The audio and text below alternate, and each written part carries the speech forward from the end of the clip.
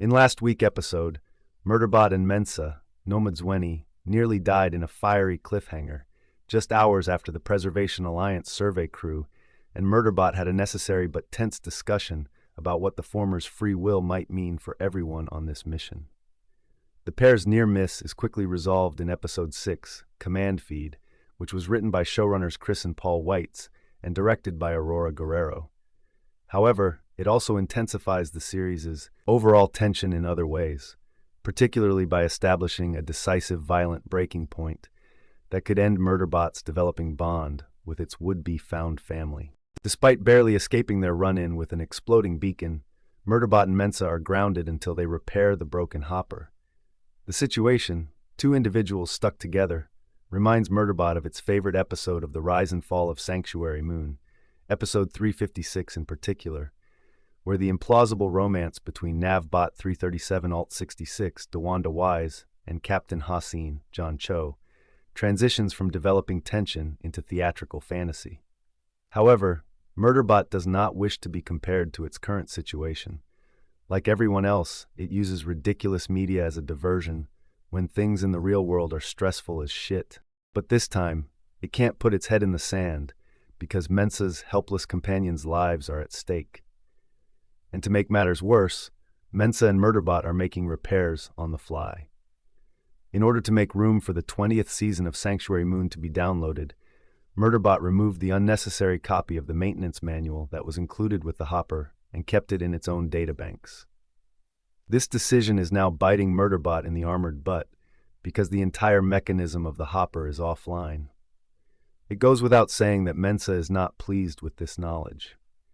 The largest change in their chemistry to date is her rage at the odd sec unit that she has made an effort to comprehend and adapt.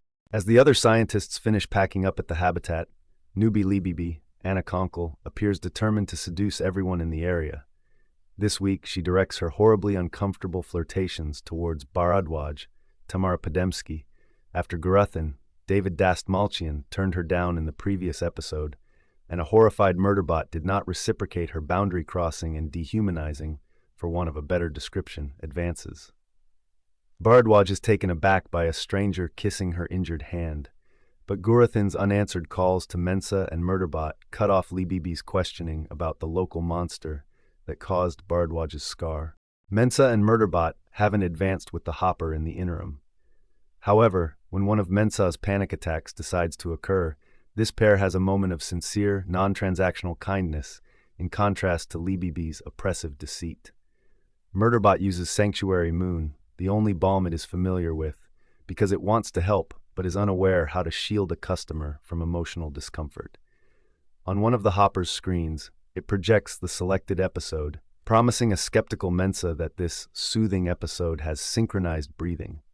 In fact, Mensa's tense nerves are calmed by following the prescribed practice. Murderbot appears both surprised and comforted by this strange, amazing sec unit as she memorizes the episode's soothing mantra. Murderbot, still leaking from the horrific knife wound it received during the hopper's crash, is shown face down on the floor as the tender exchange comes to a conclusion.